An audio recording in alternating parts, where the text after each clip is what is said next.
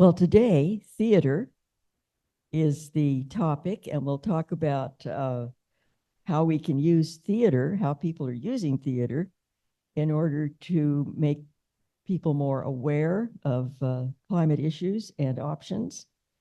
And this presentation, Theater and Climate Change, will delve into the intersection of art and activism. I like that. Theater, with its unique ability to bridge fact and emotion, stands out as a potent tool by making complex issues accessible and relatable. Theater is more than just entertainment.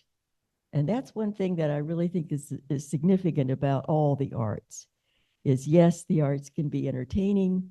Yes, the arts can be beautiful and can take our mind off, our problems.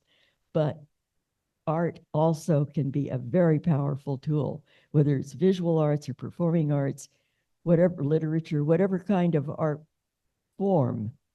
It also has been recognized forever in terms of giving people a kind of insight into ideas, emotions, possibilities that they might not otherwise have encountered.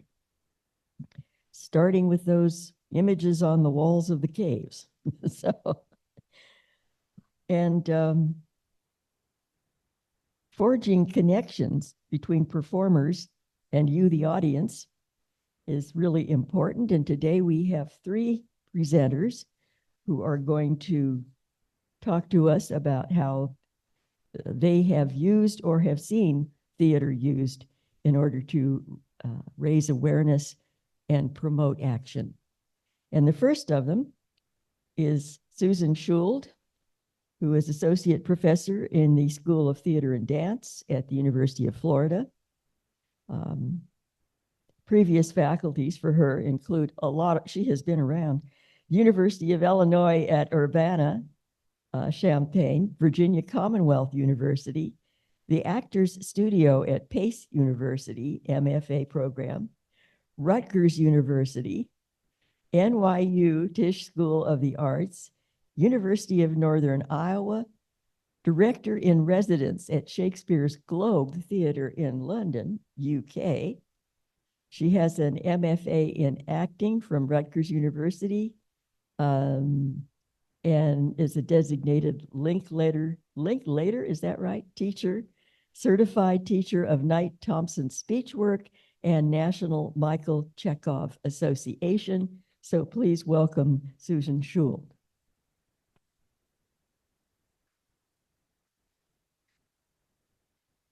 Hi, everyone. So I need to check because my specialty is voice, speech, accents, and dialects. So I'm afraid I'll blow the mic out of the water. So I'm going to make sure. Right on the car ride here, I'm extra loud. So today we're exploring the intersection of theater.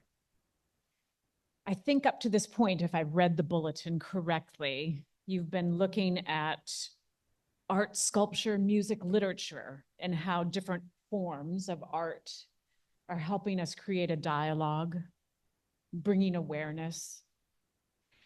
And today, the three of us are going to illuminate how does theater play a part in helping us build our awareness. Okay, so what I'm hoping to do is to reinvigorate why theater? How can this particular discipline be effective? So I think I'll go to the next slide, or the next, just the title would be great. Yeah, we can just hit forward it. Yeah, beautiful, right there. So one of the things that I want to engage in is that I personally believe in the magic of live performances. And I know after COVID, myself included, I have begun to enjoy my space in my living room and my streaming and such. And it wasn't until the possibility of live performance was taken away from me because we needed to protect ourselves, that when I returned to the theater, I began to recognize a new awareness of what it means to be in the presence of other human beings. And what we have in theater is the ability to mix art, emotion, critical dialogue, and that makes it a powerful medium to explore complex issues. And so with all of the dramatics, we can be a wake-up call or an emotional roller coaster. So when the spotlight hits, I don't know, how many of you have actually been to theater, live theater performance, including music or such? Yes, see, you're my generation that I love. I have to, with my students at UF, they're like, what is theater? And I have to, just start from the bottom up. But when that spotlight hits, suddenly we're not just watching a performance. We are peeping into someone else's life, their struggles, their choices, and their outcomes. And those characters up there become living, breathing mirrors or warnings. Next slide. Thank you, Pam, for that. So if I'm going to compare, okay, why live theater versus streaming? I believe that theater is energy personified. It's raw, it's live, it's in the moment in a way that streaming, or when I'm in the safety of my living room, I can never replicate. We were participating in an art form that demands our full focus, like the performers on stage and the audience. It's turning us from passive observer to an active participant. It's a different vibe altogether. And I'm going to use that word vibe many times, and I'll explain that a little bit later, vibrations. For me, theater reminds me that I'm not alone. And not only are we sharing the space with the performers on stage, but we're actually sharing the space with the persons next to us.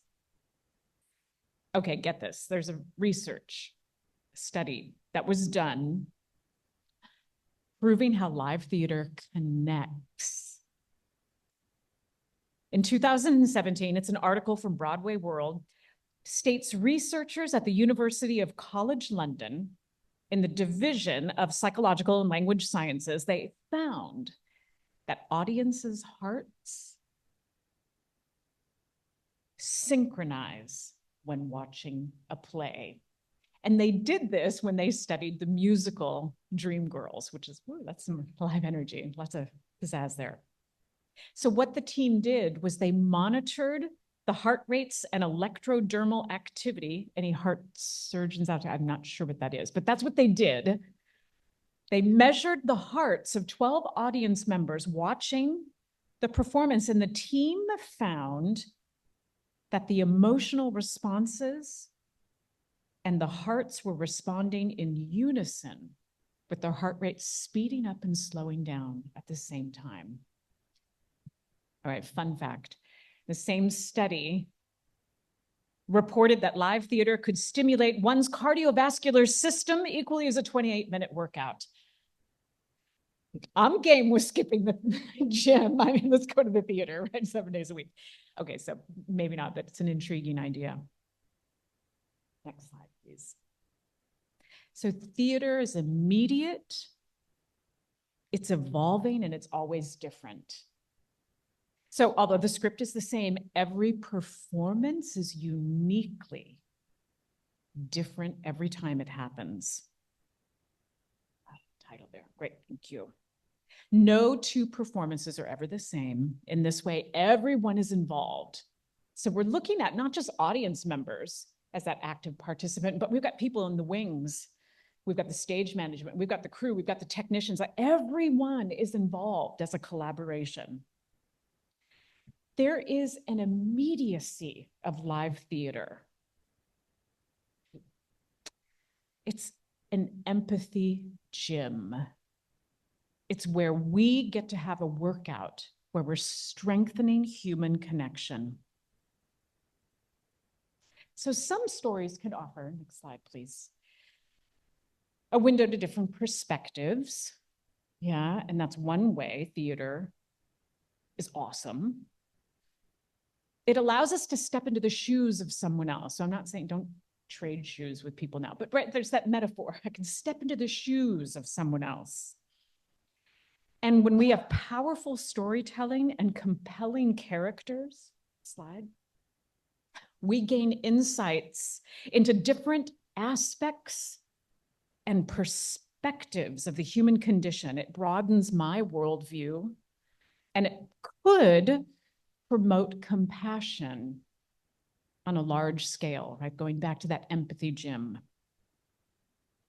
Next slide. One of the things that it does is it exposes us to humanity and psychology, motivations, conflict. It allows us to witness the journey of others. Artists not only, please, thanks, Pam. Oh, it looks like she's one more. One example how there we go. Technology, there we go. Where I had to riff. There was live theater right there. I had to riff. Okay. That theater allows the audience to witness the trajectory of persons other than ourselves. And as theater artists, the people participating, we get to put ourselves into emotional and intellectual situations that are never going to arise in my life. Next slide. Oh, sure.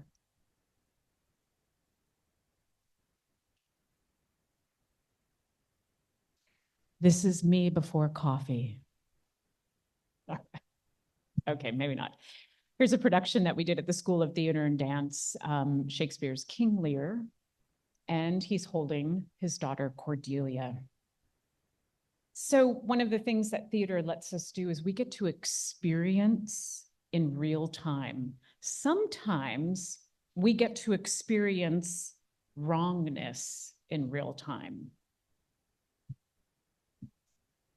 And this collective energy isn't random. It's the result of different people, sometimes total strangers, coming together to vibe. There we go, that vibration. We vibe off the same story, right? And when we share these experiences with others, it's like we collectively affirm something big, which is humanity. So I talked a little bit about the vibrations. Go with me on this, because I probably have some scientists in the room, so just know I'm going to skew the facts a little bit for some fun. What if we acknowledge that we live in an Einsteinian universe? What if we played with an idea that everything is made of vibrations, right? Molecules bumping into one another, some are solid states. If I had a tuning fork, for those of you who are musicians, a tuning fork on stage, and I dinged the tuning fork and someone out in the audience was holding the tuning fork, what would happen to that tuning fork in the audience? Yeah, it would vibrate, right? And that's one of the principles that I let my students know about the importance of being on stage and how we can literally move the molecules of people in the audience. One of the benefits is that one, truth-telling can be revealed through stories, risk-taking, advocacy for new voices. Next one. And it encourages audiences to confront our uncomfortable truths and challenge preconceptions. I mean, even in that post-stroll, that post-show stroll that you have out of the theater to your car, and you have that engagement about what you just witnessed, I mean, that is part of the shared experience. But can theater really make a difference? Next slide. Yeah, I think so. I wholeheartedly think so. I mean, theater has been a platform and a leader in social change for centuries. Theater has the power to reflect social issues, and really important, it sparks, it ignites conversation. And you can hit it a couple of times, yeah. By bringing these conversations together, We can inspire audiences to think critically. And art, one of the ways that art is helping climate change is through an emotional appeal. Theater can bridge fact and emotion. Theater can turn emotion into action. And while I can't change policy, maybe I can influence the change makers. So through compelling narratives, one more, yeah. We're looking at taking complex issues and making them relatable. And reveal, this is just a snippet. I just tried to curate really quickly some plays that have been happening recently. And here are some of the topics that they're looking at in centering in the play. We've got Hurricane Sandy. They're talking about Greenland. I love this one. A Greek god Dionysus of theater. It comes down to restore Earth. I would love that god to come down and help us. We've got the Arctic. We've got tsunamis and Fukushima and climate refugees. I mean, all of these artists, not unlike science itself, are taking root in careful observation of the world. And when I draw or write or perform something, I am forced to examine it like a scientist and re-examine it. So the participants are also doing a very deep dive and a re-education, which leads me to educational impact. What we're looking for is a hub for unapologetic creativity. The beauty in theater is that it's an out-of-the-box thinking, right? That productions are always trying to find a way to challenge norms and put a spin on what is expected. Whether it's triggering wacky ideas or simply making us feel inspired, the vibes flowing from these performances can literally fuel a generation of innovators. It's one of the reasons I really advocate for dual degrees at UF. Go get your computer science, get your engineering degree, and come to theater, right? Really think outside the box. Because theater really isn't just about the stories that you see on stage. It's also about the gears that are turning in our head afterwards. From back in the day to now, theater has been developing this crazy ability to mix art and emotion and real talk. And while challenging the norms and shaking up the status quo, it allows us to dive into how we can have epic mirrors of what's happening and allow us to have wild dreams for a positive future. Right. It's more. So finishing up here, I just want to go back to what Mallory had suggested earlier, is that theater is not just for entertainment. That's always great, which, by the way, plug, come see Music Man at UF. It's happening till the 27th. It's about a vital part of our cultural fabric. And I believe that theater is contributing to a more empathetic and educated and socially aware society. That's why I continue to do what I do on a daily basis. I believe in creating human beings with these attributes. And so I'll just finish here before I pass the baton on to Beverly. The climate crisis has sometimes been referred to as a crisis of the imagination. And the phrase refers, possibly, to our inability to grasp the magnitude and violence of the changes that we are facing.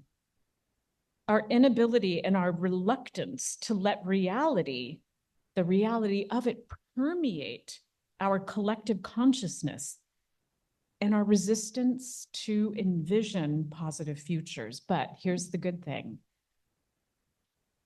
Imagination is the currency of theater artists. We use our imagination to create stories that will support us through and lift us up in this transformative moment. And so with that, I will pass it on to Beverly. Yeah, thank you.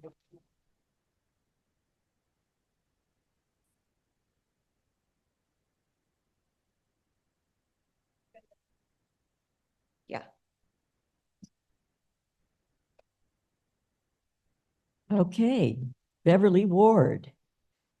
She is the field secretary for Earth Care Southeastern Yearly Meeting of the Religious Society of Friends, Quakers, and co-clerks the Quaker Earth Care Witness United Nations Working Group. She has taught several courses at the University of South Florida, where she has also worked as a faculty member in the Research Center. Her related experience includes conducting research and providing technical assistance to communities and local, state, and federal agencies on environmental and social justice, housing, and transportation issues. Among her publications and papers is Making Black Communities Matter: Race, Space, and Resistance in the Urban South, with Cheryl Rodriguez. She has served on several National Academies of Science Transportation Research Board committees and is currently the current research coordinator for the Equity in Transportation Committee. She is an experiential workshop facilitator, trained in conflict transformation mediation, strategies on healing for trauma and personal growth. She's an Alternatives to Violence project facilitator and helps provide community and prison workshops. She holds degrees from Vassar College, the University of Alabama at Birmingham, and the University of South Florida. She lives on lands once inhabited by the Timucua, Ocklawaha River watershed and the Tocobaga, Hillsborough Bay watershed.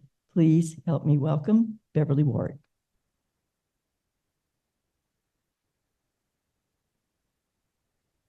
Good morning, and thank you for this opportunity, especially to Sue and my partner, John Heimberg. You'll see lots of that's John and I, and I'll explain this. We have a connection there, Sue. Next slide, please. So a little overview. I'm gonna give you a little bit of introduction to explain some of the information you heard from Mallory.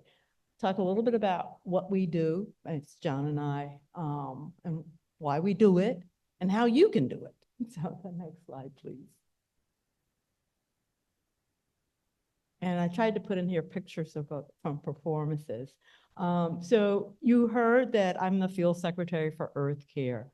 The Quakers in the Southeast, which includes Florida, parts of South Georgia, parts of South Carolina. We also have a group in Havana and one in Nicaragua. And what I try, my charge is to help these groups discern what they should be doing about the care of the earth. And then I play with other Quakers and other groups of like mind. Both John and I have theater backgrounds. And when you're doing this work, this type of work, environmental work, there's lots of pieces to it, including grieving, trying to affect change. So you bring your whole toolkit. And if you got a theater background, that's part, you don't shy away from it. You take it with you. Excuse me, the photo you see here is John and I performing this play called Failed Experiment. One of the authors that you had, Chantel, part of the Arctic cycle is climate change theater action, and we'll get to that. But at any rate, this is at the St. Petersburg Meeting House. And so we got these costumes from, what's that place? Party City. Yeah, and so we're two aliens talking about the Earth, yes, being a failed experiment. And one of the aliens wants to do a reboot because that alien loved dinosaurs. And so there's this bet whether or not, yes. So this is how we talk about, this is a way to talk about climate change. Okay, so the next slide, please. Okay, so part of what we do, this is John and I doing another play called The Donation from this same cycle. I'm teasing you up because this is, I want to keep talking about climate change theater action because it's a really easy way to be involved. So we do playback theater also. And I'll tell you more about playback because I'm leading it up to my friend Sue. We're involved in at least 2 playback troops, Living Mirror Playback Theater and the Tree Ear Playback Group, and I'll tell you more about that. So the next slide, please. So what is playback theater? Basically, there are 3 parts, and that sweet spot is you bring art, ritual, and playback has a social conscience. Playback is an international form where the actors, musicians, and conductor, who's like a director, who helps the storyteller, play back information, ideas, stories from the audience. And talk about power. People, the social piece of this is that the charge is to really get to people whose stories aren't told. So we've done playback in senior centers, Moffitt Hospital down in Tampa. We'll be teaching playback workshops virtually in the spring as part of the Quaker Friends General Conference. They do workshops every year. But the power of this is just overwhelming. As I said, it can just be an idea. And if I could get John up here for a minute, just really quick. I went until you got ready. Okay, so if somebody will give me an idea, we will give you a sample. And I don't know if the camera can pick this up. Not yet. Okay, so just we'll do a.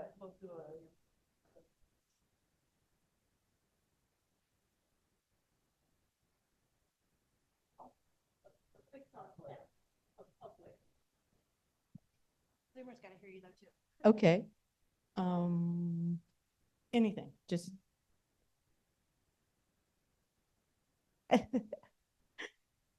Any idea? What are you feeling now? Curious? Okay. All right. Curious. Let's watch.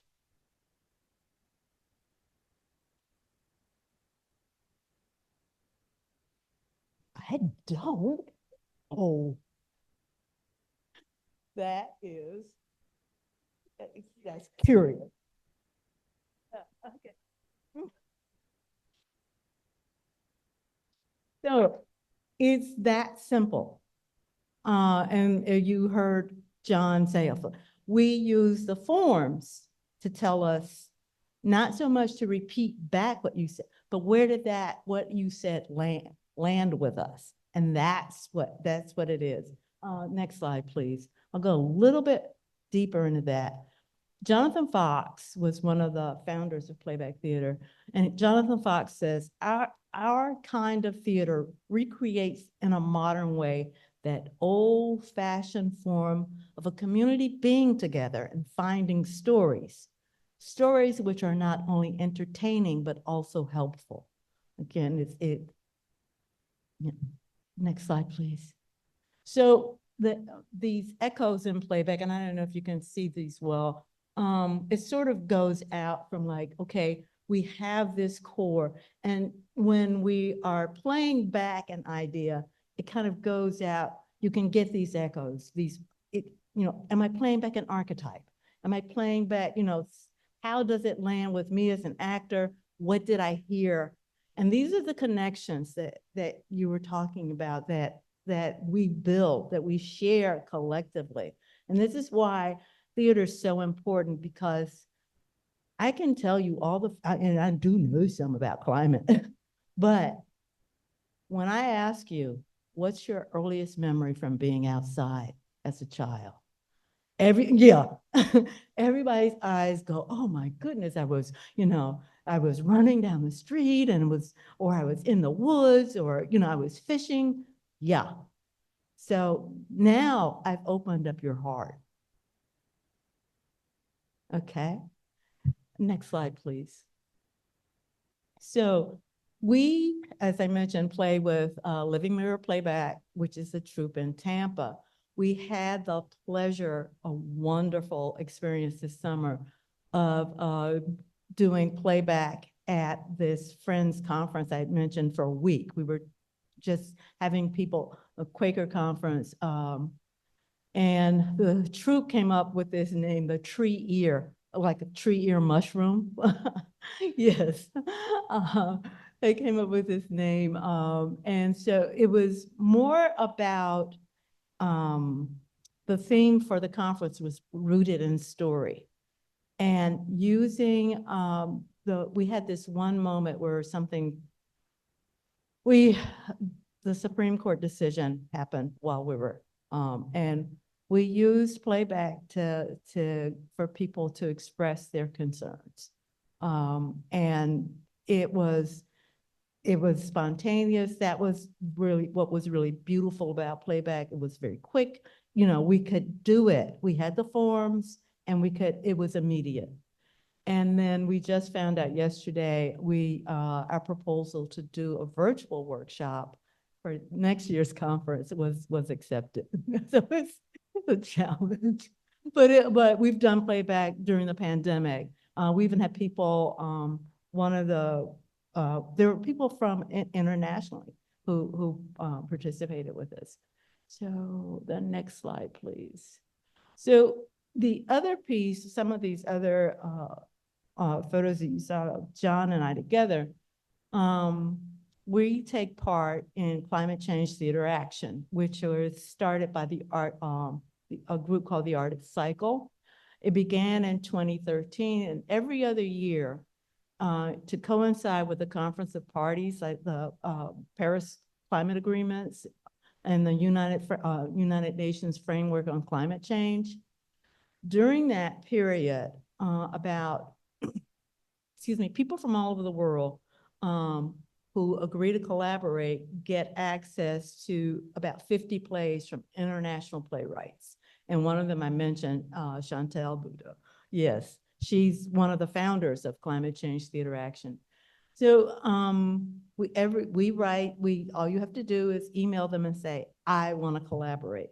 Collaboration does not mean you have to go out to Party City and buy a lime green bodysuit. You can actually just get the plays, have a reading in your living room, just have a reading. But what it does is that being together, that thinking about and the art is just wonderful. So climatechangetheateraction.com, go to the join us. This link here will take you directly to join us. Every 2 years when they do it, they have a theme. You can also look at the YouTube channel to see other performances, or email me and I'll show you some more of some actual film of recorded versions of John and I performing these plays. And the next slide, please. Oh, back. Too fast. Okay. So why do we do it? Community building. It really does, you bring a group together, that happens. It's also very much, being a Quaker, peace building. How can we talk about difficult subjects? And this is one way to have some, and as you can tell, I'm kind of silly. It's a lot of fun to do this. And I put the starfish up here. Does it make a difference? For that one starfish that you throw back, it's very important. You never know where something's going to land. But if you don't put it out there, nothing, so why not? And finally, here's our tree ear mushroom troupe from this summer, and I had to include them. Thank you very much again for this opportunity, and we will have more to share in probably in the Q&A.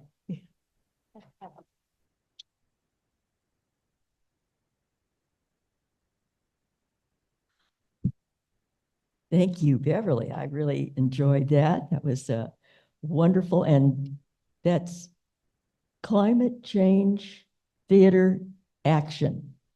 Okay, I'm going to go look that one up real quick. Okay, finally, our last speaker today is Sue Blythe.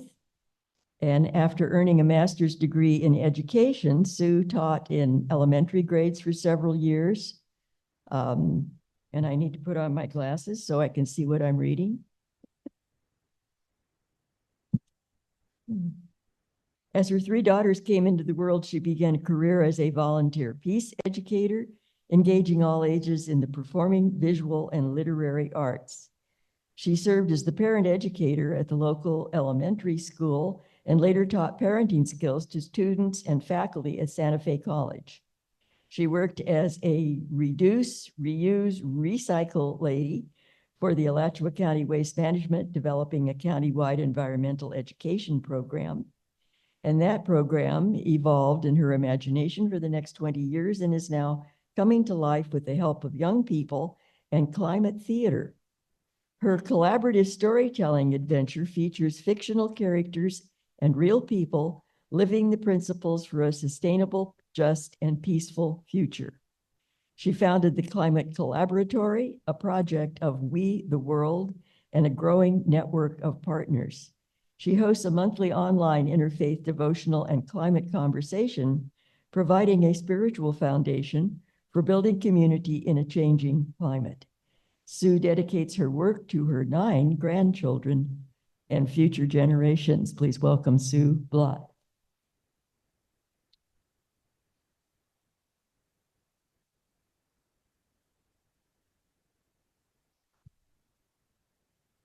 I will sit through this. Thank you for the, whoops, let me get up here. Got it. Okay. Thank you. And I will. Close. Kind of close. Is that not too close. close enough? Yeah, Here. good. Okay, so let me learn how to do this here. As she mentioned, I'm Sue Blythe with the Climate Collaboratory, and we are learning to cooperate, collaborate, and co-create solutions for a sustainable, just, and peaceful future. Hello, it's me, Great Grandma Sage, on the road to 2030, 2050, and beyond. I'm telling a collaborative storytelling adventure with real people and fictional characters that you see here. Some of the real people that I'm working with right now are from the Star Center Theater.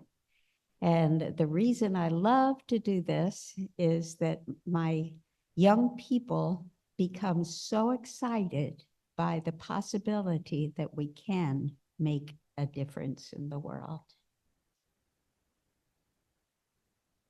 I always start my workshops with the kids and adults as with a quotation that is the opening, the preamble of the Earth Charter.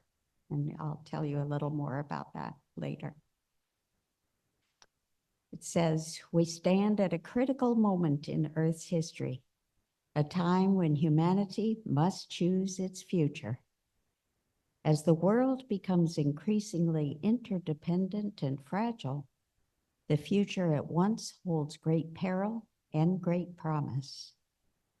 To move forward, we must recognize that in the midst of a magnificent diversity of cultures and life forms, we are one human family and one Earth community with a common destiny.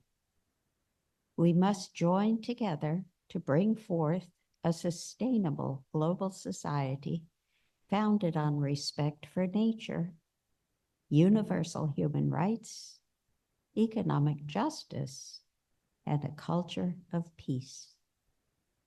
Towards this end, it is imperative that we, the peoples of Earth, declare our responsibility to one another, to the greater community of life, and to future generations.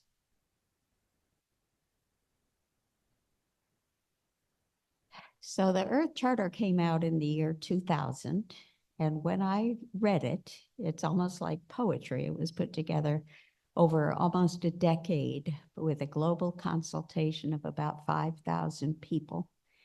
And I watched as the language of this document came into almost poetry. And it's just so beautifully presented in these there are 16 principles in the four pillars, they call them: respect and care for the community of life, ecological integrity, social and economic justice, democracy, nonviolence, and peace. And when we're thinking of climate change, we're not really thinking about all of those unless you begin to see it as an integrated, interdependent whole, where we need all of those things and we need people working on all of those. So that's back in 2020, in the year 2000, when it first came out, I saw clearly in my mind a theater production that just had to be done about about this story. And in fact, I did put one together with young people at our Baha'i Center. Very small production, but man, it just meant the world to me that I could do something through theater with young people. And it makes a big difference in their lives. It's not clicking. Would you click, please? So principle number 14 of the Earth Charter says, provide all, especially children and youth, with educational opportunities that empower them to contribute actively to sustainable development. So that's what I tried to do. And I work with the children at Star Center Theater. This is something that we did together in, 2 years ago. Welcome to the Climate Collaboratory. It's me, Great Grandma Sage, in the year 2050. My great grandson Leaf wants to know about the early days of the Earth Charter Century. Great Grandma Sage, tell me about the beginning of the collaborative storytelling adventure.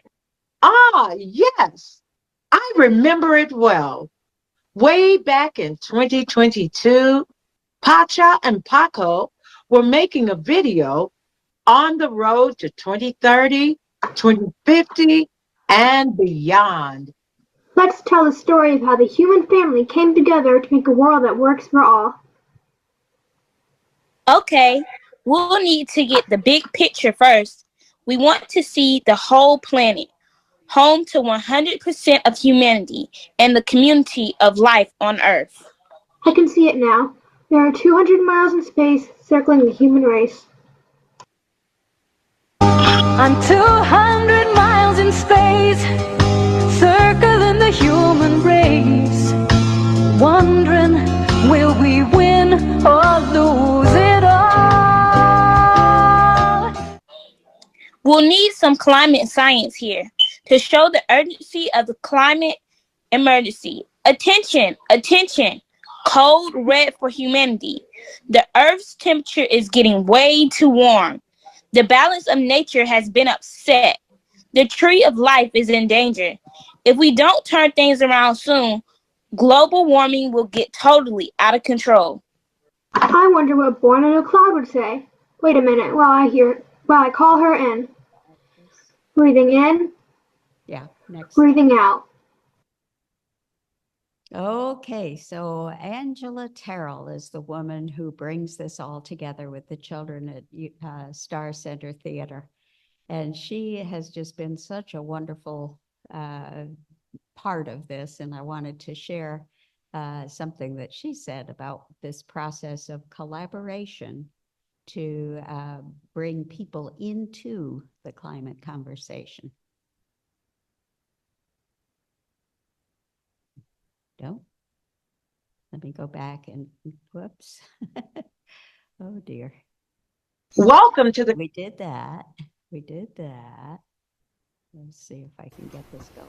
Well, first of all, I just want to shout out and say, Sue, this vision that you had over 20 years ago, it is coming into fruition. I'm glad that we're gathered here today to talk about aspects of it, but not only that, is to put it into action. Songwriters, directors, advisors, all of these things are needed. This production that we're putting on, we get ready to get to the heart of the matter. These entities are coming together to add to the playwriting and to the scripting and that kind of thing. And then finally, when they put it all together, we're going to have this awesome presentation. And I'd like to say that this is an awesome project. I'm so glad to be a part of it. And all of us come together to make this world that we live in a better place and to leave a legacy and a safe and productive earth for those that are following us for years to come. So the production that she was working toward with these young people was called the Climate Conversation Show. And it took place for Earth Day last year, 2023, at the Star Center Theater. And they even had a role for me in the year 2050, looking back from our much more sustainable future. Looking back on the night that the kids at Star Center Theater performed the first climate conversation show. So we're planning to do this again and again, and each year I expect it's going to get better and better. So the high school kids really put their hearts and souls into this thing. This young man in the front is Caleb Little Thomas. He wrote 5 original songs for this play on the topics of planet, people, partnerships, peace, and prosperity. The 5 Ps that relate to those 17 Sustainable Development Goals of the United Nations. The middle school students put on little skits about each of those 5 Ps. And the elementary school students danced their hearts out, and they were doing Michael Jackson's Man in the Mirror. So they were all committing to make a change. And then the high school students interviewed 4 of us from the community. And this is the heart of the climate conversation in action, that the young people are reaching out to the community to see who is doing what for a sustainable, just, and peaceful future. Throughout human history, people have told stories about how the universe was created and how life began, and how the human family came to populate the whole earth. And in each part of the world, people tell stories about past generations and their own local history. And every one of us has our own story to tell about this critical moment in Earth's history. So the story that we're telling right now is Alachua County's bicentennial climate story. And we're looking at the environmental and social changes right here in our part of the world from 1824, when our county was founded, to today, when we find so many people who are doing wonderful work for a cleaner, greener future. So, as I said, we work with real people and fictional characters. So our storybook characters went to the Real Life Hawthorne Sustainability and Resilience Summit, which was just held a couple of weeks ago. It was a very rainy, dreary day out. It was just after Helene passed through. And we realized that we have a huge responsibility to do things here as quickly as we can. And this particular summit was put on by the NAACP Environmental and Climate Justice Committee. And they brought together mayors and commissioners from around the county, as well as many of the climate organizations that are helping to get the word out in the community and do service of different kinds. And and of course, bringing in new people into this climate conversation. So that's kind of what we mean by the climate conversation in action. So our fictional characters are taking that event and using it to launch what we call the Climate Caravan. And we are using all kinds of zero carbon transportation from the city and county electric buses and cars, and adding in all of the people-powered modes of transportation. And up on the left there, you can see our story wagon, which is part of our collaborative storytelling adventure. So we're visiting each of the small cities in Alachua County during the month of November. And this is all just story. It's not really happening yet, but we want to see it happen for real next year so that we all become part of this collaborative storytelling adventure.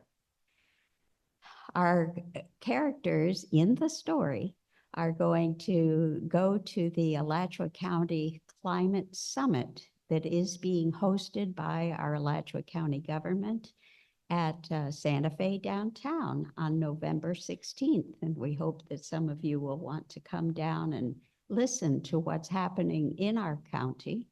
They'll be launching the draft of their climate action plan. And so next year, 2025, they want to have community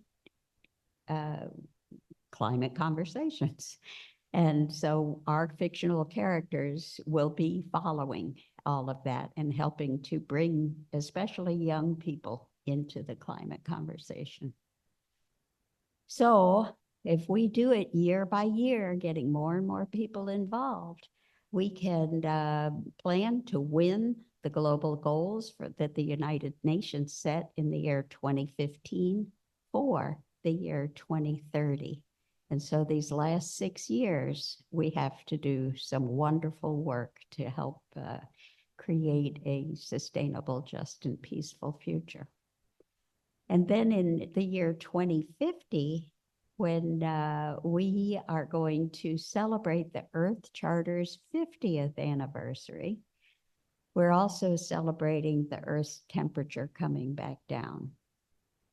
And I like to tune in to all of the people who are now saying it is entirely possible that we can still stop the emissions, the carbon pollution that is changing the climate, and draw down the greenhouse gases so that we really can start to reverse global warming.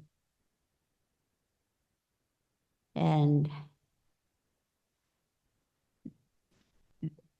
well, I end with the children to, let me start that again. I'd like to ask the children to join us in it's almost like a prayer that was stated in the year 2000 when the Earth Charter was launched. And these are the closing words. Let ours be a time remembered for the awakening of a new reverence for life, the firm resolve to achieve sustainability, the quickening of the struggle for justice and peace, and the joyful celebration of life. And so, we invite all of you and people all throughout Alachua County to join us in finding and drawing in the human, material, and spiritual resources. And Mallory mentioned that we do a Interfaith Climate Group has a monthly devotional and climate conversation that we tell this story. This is where it's coming from. that we believe it's a mighty spiritual enterprise that we are involved in, learning to live together as one human family and one earth community with a common destiny. So we're looking for volunteers of all ages who are willing to help in this climate conversation in action.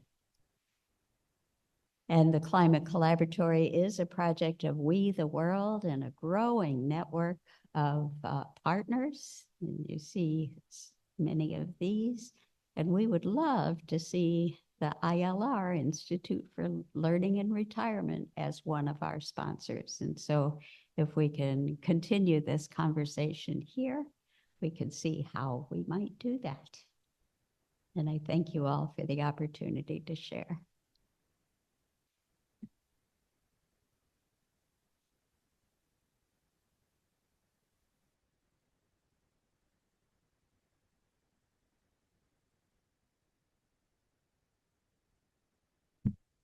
And what I love about talking to Sue is that she always has that wonderful quality called hope that is so important. It's a motivating factor.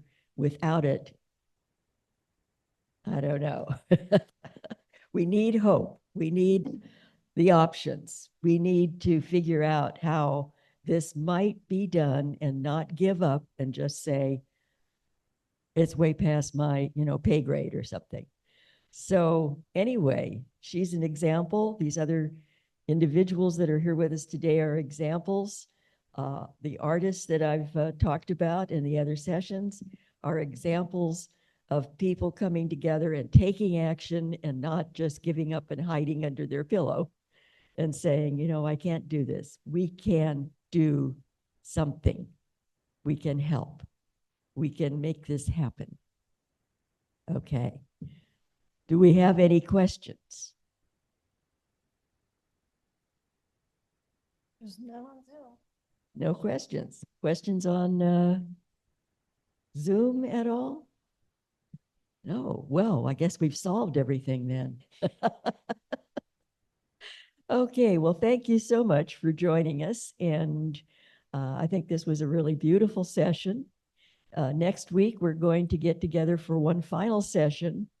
And Nathan Crabb will be with us. How many of you remember Nathan from the Gainesville Sun? Wonderful head of the, comments that he used to host. And now he's working with Florida Atlantic University with their climate program and working remotely to bring together various factions that are dealing with climate issues. And he will be talking with a panel next week of people that will be representing various fields, film, literature, the theater in terms of history of the theater.